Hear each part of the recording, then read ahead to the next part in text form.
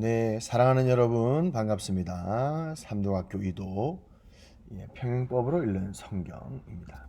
오늘은 7일차가 되겠습니다. 분량은요, 출애굽기 1장에서 6장까지가 되겠습니다. 출애굽기도 한 5가지로 이렇게 분류를 할 수 있어요. 모세가 준비되는 과정, 그리고 출애굽을 준비하는 과정, 미작업이 필요합니다. 10개의 재앙이 있죠. 그리고 탈출합니다. 홍해를 건너고 시내산으로 가는 여정을 여기서 보여줍니다. 언약밭에 와서는 언약을 맺고 언약의 세부 조항인 십계명 그리고 이제 성막 우리가 다 배웠던 거죠. 출애굽기는 제목은 출애굽기인데 출애굽하는 그 실제적인 것은 한 줄 나옵니다. 애굽을 나갔더라 이렇게. 근데 무려 성막이 15장을 할애해서 기록되고 있는데 성막을 두 파트로 나눌게요. 그래서 25장에서 32장은 이제 성막 설계도를 받는 것이고 또 뭐 그 중간에 뭐 이렇게 사건들이 있어요.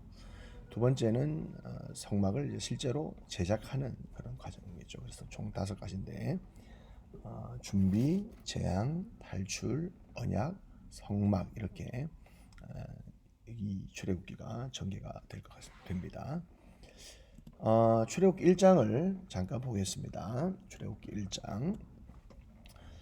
이것은 이제 하나의 뭐 공식 같은 것이죠. 생육하고 번성한다. 아담과 노아와 그다음에 아브라함과 이삭과 야곱과 심지어 요셉과 그의 자녀들과 계속해서 약속해 오셨던 언약의 핵심적인 내용입니다. 역시 그 언약대로 말씀대로 이스라엘은 생육하고 번성했죠. 얼마나 번성했냐? 400년 만에 우리가 뭐 어제 읽었지만 요셉을 통해서 그의 가족 70명이 애굽으로 들어왔죠. 그리고 400년이 좀 지났는데 지금은 정말 수십만 명, 수백만 명으로 불어나게 된 것입니다. 그 이스라엘 백성이 애굽에서 생육하고 불어나 번성하고 강해졌다. 이제 단순히 수적으로만 증가한 것이 아니라 강해졌다. 이제 어느 정도 강해졌느냐? 애굽에 있는 그 왕이나 애굽에 있는 사람들이 이스라엘을 보고 이렇게 강해졌다라고 말하고 있으면서 두려워했다라고 표현합니다. 1장에서는 이스라엘 백성들이 매우 강해졌다라는 내용을 이렇게 평행으로 보여주고 있습니다. 그리고 이제 제가 조금씩 이제 빠질 거예요. 이제 제가 다 하지 않고 1장을 한눈에 딱 이렇게 보시면 그리고 제가 왜 형광펜으로 이렇게 칠하라고 이제 부탁을 드리냐면 저도 지금 제 앞에 성경책이 있지만 이제 이렇게 형광펜으로 이렇게 칠을 했거든요. 이게 보이는 거예요.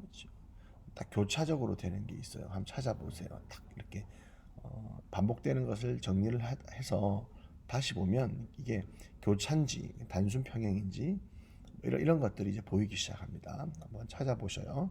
그래서 오늘 과제를 할 때는 이 부분도 하나 올려주시면 좋겠어요.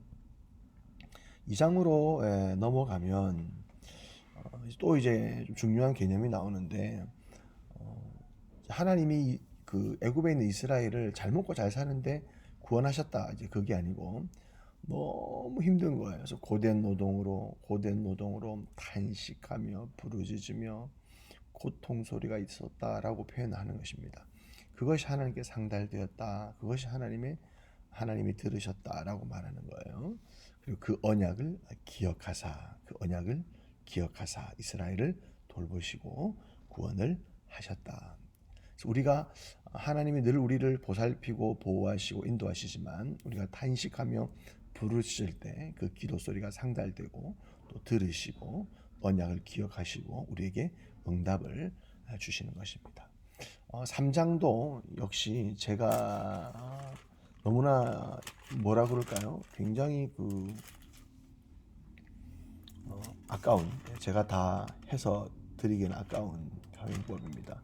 고통과 인도하신다. 구원. 고통 속에서 건져내신다. 이제 2장과 연관해서 한번 여러분들이 3장에 나오는 이 개념을 찾으셔서 또 과제로 사진 한번 찍어주시면 좋겠습니다. 굉장히 풍성한 은혜가 3장 안에 담겨져 있고요. 4장에 넘어가면 이제 모세가 하나님의 부르심을 이제 받잖아요. 왜 이제 6장까지가 준비되는 기간이냐면 모세도 사람인지라 야 모세 너 애굽으로 가서 내 백성 구원해 그렇게 하시지 않아요. 갈등도 있고 불신도 있고 실망도 있고 두려움도 있고 하나님 제가 말했는데 믿지 않으면 어떡할까요? 라는 그런 또 대화도 하면서 또 하나님이 기적과 표적과 또 능력을 보여주시기도 하신 것이죠. 그래서 이 믿다가 이제 어떻게 또 반복되는지 한번 보시고요. 그다음 좀 중요한 개념이 있어서 제가 좀 설명을 하겠습니다. 어떠세요, 여러분? 이렇게 딱 보니까 마음에 바로 떠오르는 게 있죠. 우리가 며칠 전에 읽었던 그 장자의 명분. 왜 그렇게 장자의 명분을 중요하게 생각했는지. 물론 우리가 신약 성경에 이렇게 도움을 받아서 뭐 어느 정도 중요성은 알고 있었지만 여기 보셔요. 너는 바로에게 이르기를 여호와의 말씀에 이스라엘은 내 아들 내 장자야 그러는 거예요. 여러분 이 땅에 수많은 하나님의 백성들이 있고 수많은 민족들이지만 일단 역사적으로는 기본적으로는 이스라엘이 장자입니다. 제일 먼저 부름을 받았기 때문이고 이 개념이 이제 신약에 오면 교회가 되는 것이죠. 이 세상에 대해서 교회가 장자고 제사장 나라가 되는 것입니다. 하나님께 대하여 이스라엘은 장자입니다. 왜 장자라고 표현한 것이죠? 내가 네게 이르기를 내 아들을 보내어 주어 나를 섬기게 하라 하여도 네가 보내주기를 거절하니 내가 네 아들 장자를 죽일 거야. 아직 열 재앙이 시작되지도 않았는데 하나님은 열 번째 재앙을 말씀하는 거예요. 그래서 진짜 재앙은 뭐냐? 내 장자를 보내지 않았기 때문에 너 장자를 너의 나라의 장자를 내가 가축까지도 내가 다 심판할 거야. 이게 재앙의 핵심이고 1번부터 9번까지는 뭐죠? 회개의 기회를 주신 거예요. 그러니까 재앙은 두 가지 개념이 있습니다. 하나는 회개의 기회를 주는 것이고 또 하나는 그 재앙과 또 하나님의 능력을 통해서 하나님이 드러나게 되는 거예요.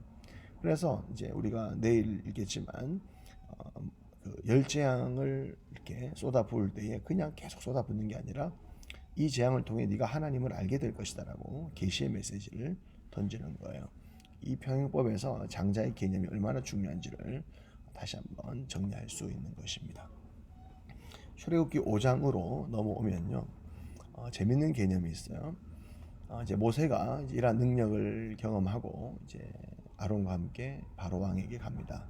했더니 백성을 보내달라고 했더니 지금 바로 왕의 이 머릿속에는 이스라엘이라는 이 노동력을 통해서 뭔가 자기의 업적을 이루고 뭔가를 세우고 뭔가를 만들려는 것밖에 없죠. 자기의 왕국을 파라오의 나라를 만들기를 원하는 것이죠. 그래서 주 7일을 했을 거예요. 노역을 쉬게 하려냐? 노역을 쉬게 하는 거다. 지금 그, 이 바로는 지금 이 이스라엘 백성들이 쉬고 있는 이런 것들을 보지 못하는 것이죠. 노역을 왜 쉬게 하느냐? 바로 왕의 가치관을 알 수 있고 그 다음에 5장에 넘어가면 바로 왕이 이렇게 얘기를 합니다. 전에 만든 벽돌 수레대로 그들에게 만들게 하고 감하지 말라. 그들이 게으름으로 제사 드리려고 한다. 17절 두 번이나 게으르다 게으르다 제사 드리려고 한다. 여러분 세상은 예수 믿는 사람들이 모여서 예배 드리는 것에 대해서 전혀 개념이 없기 때문에 저희들만 예배만 드리면 다냐 게으르다 뭐 자기들밖에 모른다 뭐 별의별 얘기를 하지 않습니까? 계속해서 사단은 예배를 공격하는 거예요. 출애굽의 핵심이 뭡니까? 예배입니다. 예배. 바로를 섬기고 바로의 가치관과 바로의 사상에서 벗어나서 이제 하나님을 예배하고 하나님의 뜻을 받들고 하나님의 자녀가 되는 것이죠. 여러분 바로의 가치관, 애굽의 가치관, 세상의 가치관은 수천 년 전이나 지금이나 똑같습니다. 쉼 없는 노역을 통하여 여러분 워커홀릭이 하지 않습니까? 정말 그 육체적인 쉼뿐 아니라 영적인 쉼도 없이 끊임없이 뭔가를 해야 만족스럽고 얼마 전에 롯데에서 우리나라에서 제일 높은 타워를 세웠는데 이제는 현대에서 그것보다 더 높은 타워를 세운다라고 발표를 했고요. 끊임없이 바벨탑을 쌓는 거예요. 왜? 나의 이름과 나의 나라와 나의 권력을 만들기 위해서. 그 속에 하나님의 나라가 들어가는 거예요. 뭐라고 공격합니까? 게으르다. 예배만 드리고 있는 너희들이 게으르다. 전혀 이해하지 못하는 세계 속에서 살아가게 되는 것입니다. 이제 오늘의 마지막 장 6장을 보시면 하나님께서 이제 드디어 모세에게 말씀하십니다. 이제 내가 바로에게 하는 일을 네가 볼 거야. 강한 손으로 이제 한 절에 두 번이나 이제 반복이 되고 있죠. 이 강한 손이 무엇이겠습니까? 열재앙입니다. 이 강한 손을 통하여 이제 구원 역사를 펼치겠다라고 말씀을 하시는 것이고, 어쩌면 오늘 분량의 하이라이트죠. 언약했다. 언약. 조상들과 언약했고 이스라엘이 애굽에서 신음하는 소리를 들으시고 언약을 기억하셨다. 언약. 그리고 무거운 짐 밑에서 너희를 빼낼 거야. 그 다음에 무거운 짐 밑에서 너희를 빼낼 거야. 왜? 나는 너희 하나님이야. 언약. 너희 조상들과 언약을 한 너희 하나님이야. 너희 하나님이야. 내가 강한 손으로 너희를 무거운 짐 밑에서 빼낼 거야. 왜? 내가 너의 하나님이야. 내가 너의 하나님이야. 이것이 구원의 역사입니다. 정리할까요? 고통 속에서 부르짖고 있는 이스라엘 백성들의 탄식 소리를 하나님이 들으셨고, 그걸 들었다고 해서 구원하시는 것은 아닙니다. 언약을 가지고 구원하시는 거죠.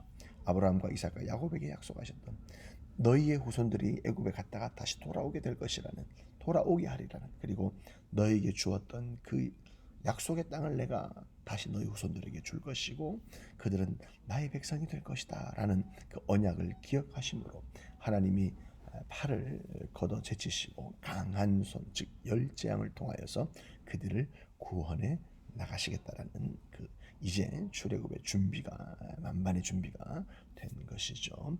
사랑하는 여러분, 하나님께서 우리를 구원하시기 위하여 언약을 채택하시고 언약이라는 방식으로 우리에게 다가오셨습니다. 우리가 이스라엘과 같이 이 세상의 노역과 고통과 그러한 고난 속에서 우리가 부르짖고 신음할 때에 하나님께서 그 언약이라는 것을 통하여서 우리에게 찾아오셨고 그의 강한 손으로 놀라운 은혜로 우리를 구원하셨습니다. 그 은혜를 다시 한번 새기는 귀한 하루가 되기를 주의 이름으로 축복합니다.